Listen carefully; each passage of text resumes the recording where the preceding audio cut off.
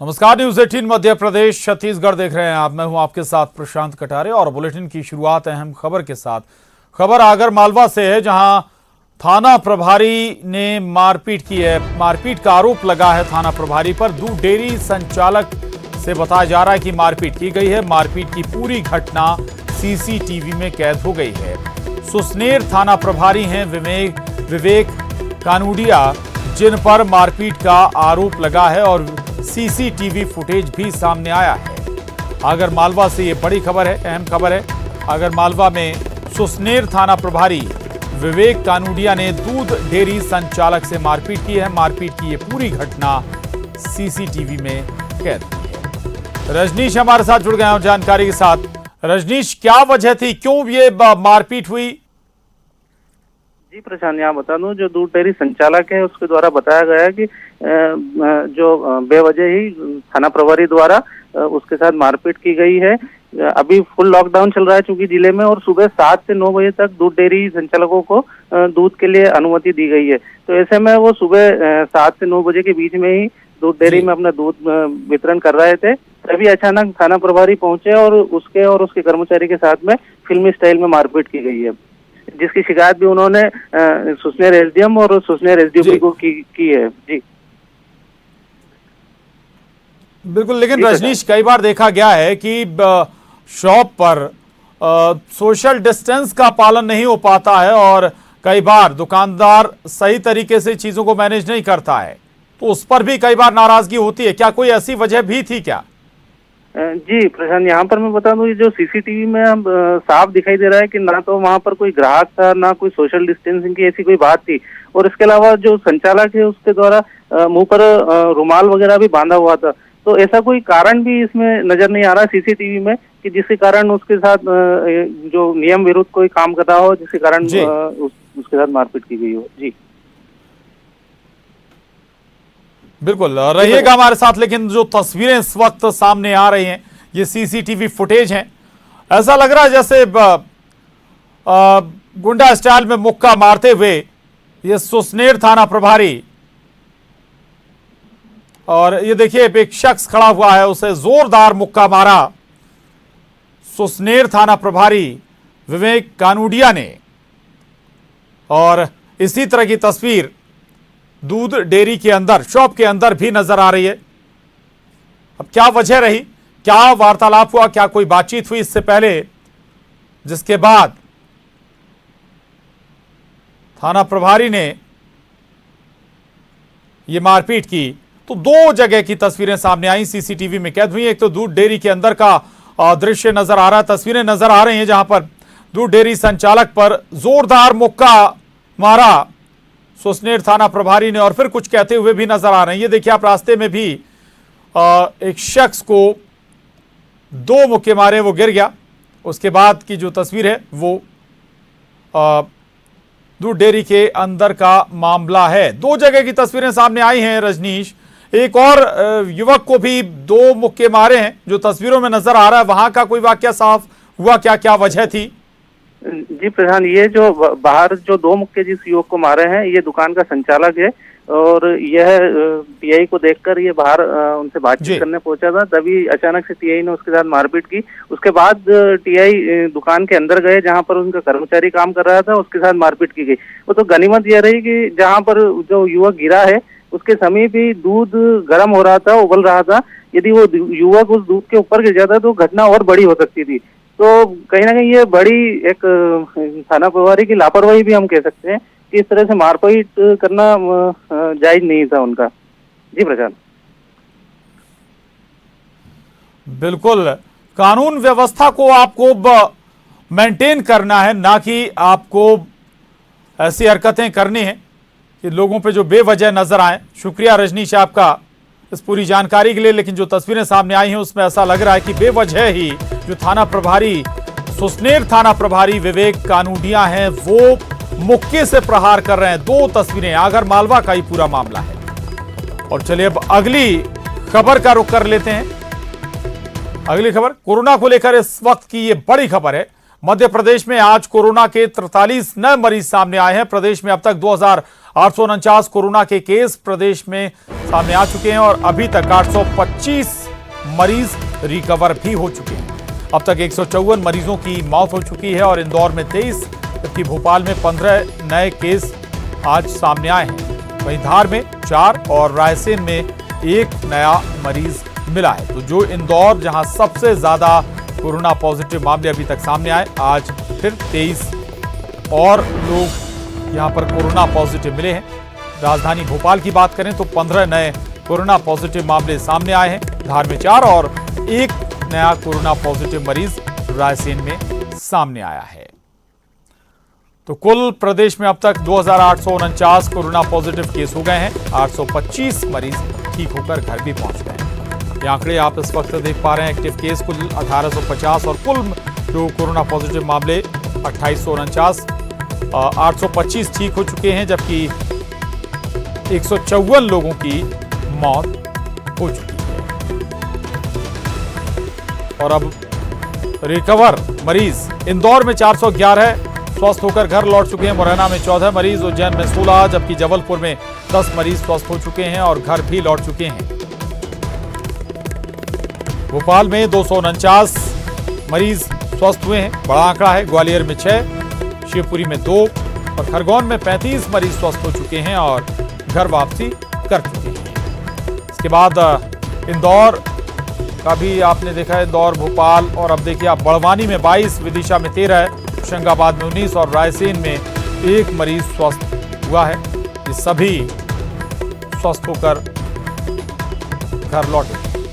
खंडवा में 13 मरीज स्वस्थ हुए हैं, धार में 14 मरीज स्वस्थ होकर घर लौटे हैं, देवास में 11 मरीज स्वस्थ हुए हैं, जबकि शाजापुर में 6 मरीज स्वस्थ हुए हैं।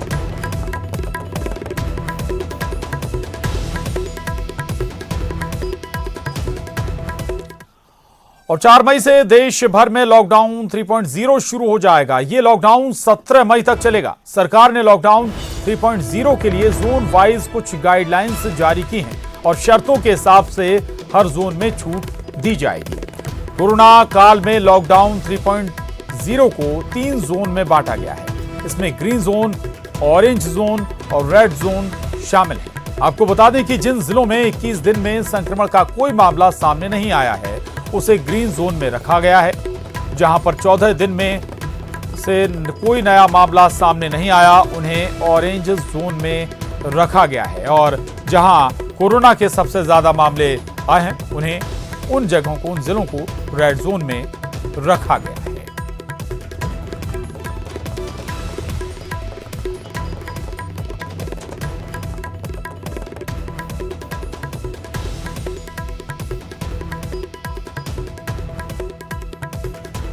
तो कार्यस्थल के लिए भी दिशा निर्देश जारी कर दिए गए हैं।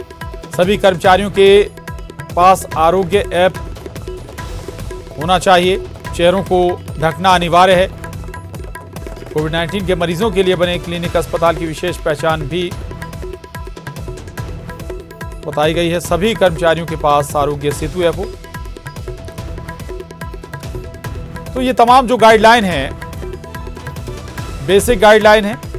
इन गाइडलाइंस को फॉलो करना है। और अब आपको बता देंगे, नाई की दुकानें, सैलून समेत अन्य जरूरी सेवाओं और वस्तुएं मुहैया कराने वाले संस्थान खुलेंगे। ये ग्रीन जोन का जो गाइडलाइन है वो है। शराब और पान की दुकानें भी खुलेगी ग्रीन जोन में। साथ ही cinema hall, mall, gym, sports complex जरूर बंद रहेंगे। ये कोई भी जोन हो, वहां बंद ही रहेंगे। और सभी बड़ी आर्थिक गतिविधियों को छूट होगी संचालित करने की। साथ ही दफ्तर, फैक्ट्रियों को शर्तों के साथ शुरू करने की इजाजत ग्रीन जोन में दी जाएगी। बसों में 50% सवारियां चलेंगी ग्रीन जोन में और बस डिपो में 50% से लगभग कर्मचारी ही रहेंगे। अब ऑरेंज जोन का आपको बता दें, बसों के परिचालन की छूट नहीं होगी ऑरेंज जोन में। इसके अलावा ऑरेंज जोन में टैक्सी, कैब की अनुमति होगी। साथ ही ऑरेंज जोन में बसों के परिचालन की छूट नहीं है। टैक्सी और कैब जरूर यहां पर संचालित हो पाएंगी ऑरेंज जोन में। कैब में ड्राइवर के साथ केवल एक ही पैसेंजर बैठ सकता है। साथ ही इंडस्ट्रियल एक्टिविटीज शुरू होंगी, कॉम्प्लेक्स भी खुलेंगे, शराब और पान की दुकानें भी खुलेंगी ऑरेंज जोन में। और अब रेड जोन का जिक्र कर लेते हैं। ग्रामीण क्षेत्रों में औद्योगिक और निर्माण गतिविधियां शुरू हो जाएंगी। रेड जोन का हम जिक्र कर रहे हैं। ग्रामीण क्षेत्रों में औद्योगिक और निर्माण गतिविधियों को संचालित करने की परमिशन होगी। रेड जोन में मनरेगा का काम भी चलेगा, खासतौर से जो ग्रामीण क्षेत्रों में। कृषि आपूर्ति श्रृंखला में सभी कृषि गतिविधियां जारी रहेंगी। रेड जोन का हम जिक्र कर रहे हैं। बुआई, कटाई, खरीद और विपणन संचालन की अनुमति रेड जोन में होगी। साथ ही cycle, rickshaw, auto rickshaw, taxi और कैब सेवा नहीं संचालित होंगी। एक जिले से दूसरे जिले के बीच बस सेवा भी बंद रहेगी रेड जोन में। साथ ही ग्रामीण क्षेत्रों में औद्योगिक और निर्माण गतिविधियों को मंजूरी मिल जाएगी। तो 3 मई को लॉकडाउन का दूसरा चरण पूरा हो रहा है। तीसरे लॉकडाउन की ये स्थितियां हैं, ऐसी स्थितियां, ये गाइडलाइंस हैं। और किन किन मामलों में छूट मिलने वाली है ये भी हमने आपको बताया, ग्रीन, ऑरेंज और रेड जोन के अंतर्गत।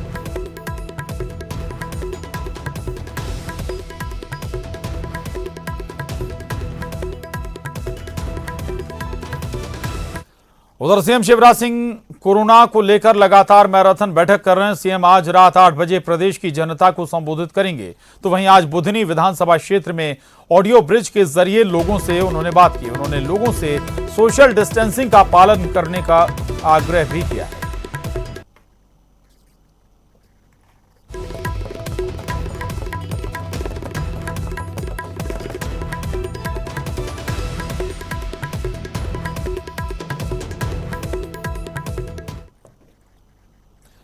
इंदौर में कोरोना का संक्रमण दिनों दिन बढ़ता जा रहा है। देर रात जारी मेडिकल बुलेटिन में 23 नए मरीज सामने आए हैं। इसमें खजराना गणेश मंदिर के एक पुजारी भी शामिल हैं, जिसके बाद पॉजिटिव मरीजों की संख्या 1568 पर पहुंच गई। वहीं 2 मरीजों की मौत की भी पुष्टि हुई है और अब तक इंदौर में कोरोना से 76 लोगों की मौत हो चुकी है।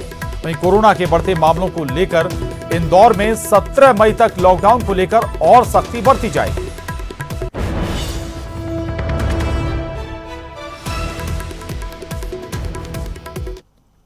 था 515 टेस्ट प्राप्त हुए थे और लगाए गए थे, जिनमें से 492 नेगेटिव और 23 पॉजिटिव आए थे। इन्हें मिलाकर 1568 की कुल संख्या में हम अभी जिले में पॉजिटिव प्राप्त हो चुके हैं। 2 व्यक्तियों की मृत्यु हुई थी और सबसे अच्छी बात यह है कि हमने एक साथ 121 लोगों को कल डिस्चार्ज किया है। पुजारी जी के भाई का, प्रमुख पुजारी जी के भाई का पॉजिटिव आने के कारण समस्त परिवार को क्वारंटाइन किया गया है और नियमानुसार उनको 14 दिनों तक क्वारंटाइन, होम क्वारंटाइन किया जाएगा। और पॉजिटिव मरीज की जो नेगेटिव रिपोर्ट आती है, जो भी प्रोटोकॉल है हमारा।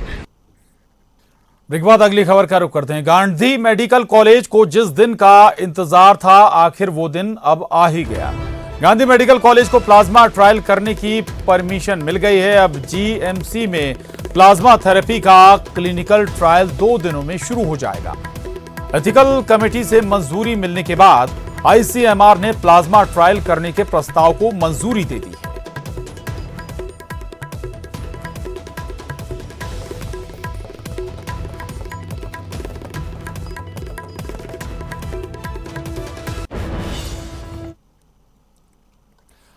उधर गुना से यूपी के लिए भेजे गए 74 मजदूरों को वापस गुना भेज दिया गया। 2 बसों में सवार झांसी के 74 मजदूरों को गुना से रवाना किया गया था, लेकिन एमपी यूपी के रक्सा नाके पर मजदूरों से भरे वाहन को रोका गया।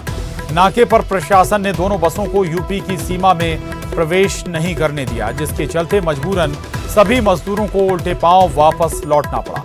बताया जा रहा है कि यूपी की सीमा में प्रवेश के लिए समय निर्धारित किया गया था, लेकिन कुछ देर होने के बाद पहुंची बसों को बॉर्डर पार करने की अनुमति नहीं दी गई। जिला प्रशासन गुना ने मजदूरों को दोबारा झांसी भेजने के लिए झांसी प्रशासन से संपर्क किया है। वहीं गुना जिले से संबंधित 1400 मजदूरों के खातों में आर्थिक सहायता राशि भी पहुंचाई गई। हम लोग कल इधर से निकले यूपी के लिए, पास बनवा के उधर नहीं जाने दिया अंदर हम लोगों को, फिर वापसी भेजा दिया हम लोग को गुना के लिए।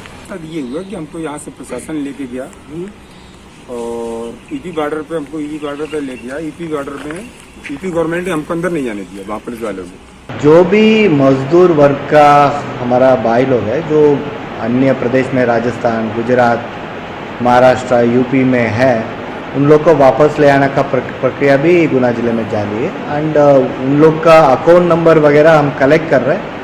अकाउंट नंबर में उनको सहायता राशि 1000 रुपये गवर्नमेंट के निर्देश के हिसाब से डालने की प्रक्रिया भी चालू है। कल तक 700 लोग को किया था, आज ये डबल होके 1400 हो गया। भोपाल में आरएसएस की तरफ से नगर निगम के कोरोना योद्धाओं का सम्मान किया गया। इनके बीच पीपीई किट, ग्लव्स और सैनिटाइजर बांटा गया। तो आरएसएस ने नगर निगम के कोरोना योद्धाओं का सम्मान किया है। उन्हें पीपीई किट, ग्लव्स और सैनिटाइजर भी दिए।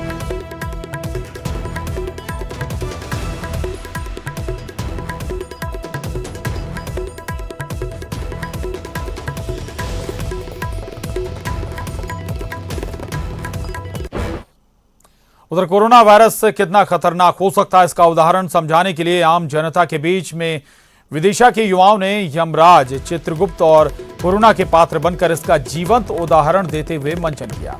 आम जनता के बीच बताया कि बिना मास्क और दूरी न बनाने से कोरोना वायरस महामारी की चपेट में आ सकते हैं। उससे बचने का उपाय मास्क और दूरी बनाना ही है।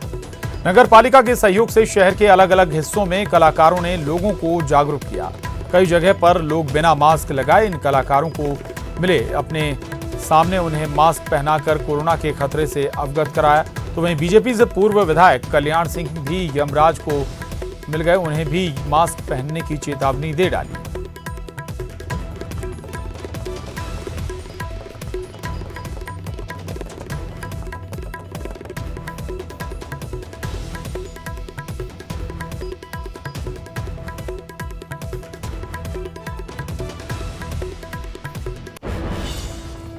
उधर कोरोना पर आज भोपाल में पूर्व सीएम कमलनाथ ने वीडियो कॉन्फ्रेंसिंग की, जिसमें मीडिया जगत के दिग्गज चेहरे मौजूद थे। इस दौरान मध्य प्रदेश में कोरोना से लड़ाई पर न्यूज 18 मध्य प्रदेश के सीनियर एडिटर प्रवीण दुबे के सवाल पर बोलते हुए कमलनाथ ने मध्य प्रदेश सरकार पर निशाना साधा और कहा कि सरकार कोरोना के टेस्टिंग में नाकाम रही है। कमलनाथ जी, केवल ये है कि ये कोविड को लेकर जो गवर्नमेंट कर रही है, जितनी भी काम अभी तक उसने किए, इसे आप ठीक मानते हैं, गलत मानते हैं? आपके हिसाब से कहाँ चूक कर रही है गवर्नमेंट? और दूसरा यह कि यदि सरकार आपकी होती तो इस महामारी से निपटने के लिए आपके स्टेप क्या होते? सबसे पहले तो मैं कहना चाहता हूं कि शिवराज जी ने 23 मार्च को कहा कि कोई टेस्टिंग नहीं हुई। या तो उनको जानकारी नहीं, या तो ये बात बिल्कुल झूठ है। पहला टेस्ट 19 मार्च को निम्न में हो गया था। आज जो डिले हुआ है टेस्टिंग में, आज कैसी टेस्टिंग हो रही है? टेस्टिंग रिजल्ट 10 दिन बाद होता है। 10 दिन में जिसको कोरोना नहीं होता उसको अस्पताल में हो जाता है, जिसको कोरोना हो गया होता है उसकी मृत्यु हो जाती है। तो ऐसा प्रबंध करना था। हमारे पास ventilator, kits, PPE, test kits सब उपलब्ध होते। मैं तो एक साफ प्रश्न पूछता हूं इस गवर्नमेंट से, ये घोषित करें कि कितनी प्रोक्योरमेंट हुई है 24 मार्च से लेके आज तक, वेंटिलेटर्स की, किट्स की, पीपीईज की, टेस्ट किट्स की कितनी उन्होंने उपलब्ध कराई है? आज कौन से हमारे ग्रामीण क्षेत्र में, कौन से हमारे कस्बों में टेस्टिंग हो रही है? ये टेस्टिंग है, इसको भी दबाया जा रहा है। ये टेस्टिंग दबाया जा रहा है। कोई टेस्ट मत करो तो कोई कोरोना नहीं, ये इनका प्रयास है। तो आज भोपाल, इंदौर, जबलपुर, बड़े बड़े शहर ले लें और गिने चुने जिलों के मुख्यालय ले लें, वहां कुछ जो फंस गया, जो बीमार हो गया, उसकी टेस्टिंग करा ली। पर कौन सी व्यवस्थित टेस्टिंग सब जिलों में हो रही है, कस्बों में हो रही है, ब्लॉक में हो रही है? ये करना बहुत आवश्यक है, क्योंकि कोविड जिस तरह फैलता है ये साधारण नहीं है, ये साधारण फ्लू नहीं है। तो ये कितनी कमी रही है। और अगर हम गवर्नमेंट में होते, का प्रश्न है, सबसे पहले हमारा प्रयास रहता कि जो वेंटिलेटर है, किट्स हैं, पीपीईज हैं, टेस्टिंग किट्स हैं, हम इसे खरीदते, हम इसे उपलब्ध करते और उनको उपलब्ध करके जिले जिले में डालते। आज प्रश्न भोपाल, इंदौर, जबलपुर और बड़े शहरों का नहीं है, आज कस्बों का है, आज गांव का है। जितने सारे मजदूर वापस आ रहे हैं, इन्फेक्शन लेके आ रहे हैं, अपने गांव में जा रहे हैं, उनका क्या होगा? और भोपाल में कोरोना वॉरियर्स पर सेना के हेलीकॉप्टर्स ने फूलों से बारिश की और कोरोना वॉरियर्स को सलाम किया। तस्वीरें अलग अलग शहरों से आई और भोपाल में भी कोरोना वॉरियर्स पर सेना के हेलीकॉप्टर्स फूल की बारिश करते हुए नजर आए, कोरोना वॉरियर्स का सम्मान करते हुए नजर आए, हौसला अफजाई करते हुए।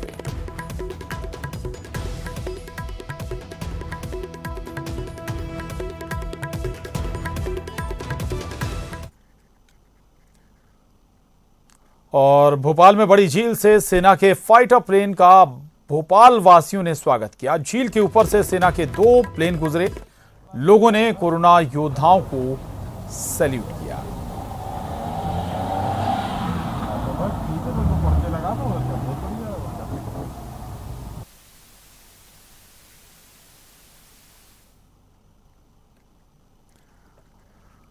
और खबर जोधपुर से। जोधपुर के नागौरी गेट में शनिवार की देर रात एक मकान की बालकनी अचानक भरभरा कर नीचे गिर गई। इस हादसे में एक कार पूरी तरह से क्षतिग्रस्त हो गई। गनीमत रही कि इस बालकनी के नीचे बैठे कुछ लोग उठ के दूर गए ही थे, जिसके बाद यह हादसा हुआ, नहीं तो कोई बड़ी जनहानि हो सकती थी।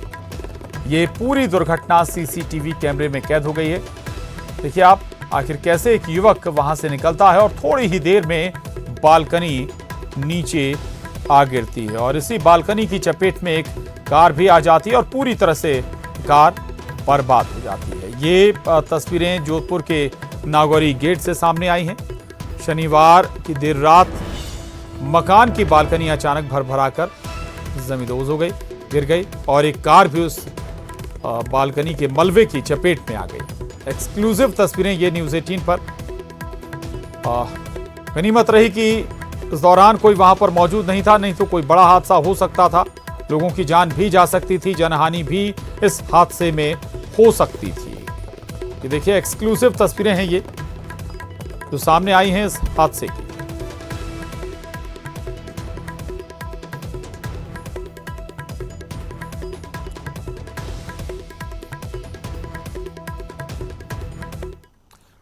और आपको बता दें, हिस्ट्री टीवी 18 आपके घर तक ला रहा है प्रसिद्ध मीनाक्षी मंदिर और चिथिराई उत्सव को एक्सपीरियंस करने का मौका।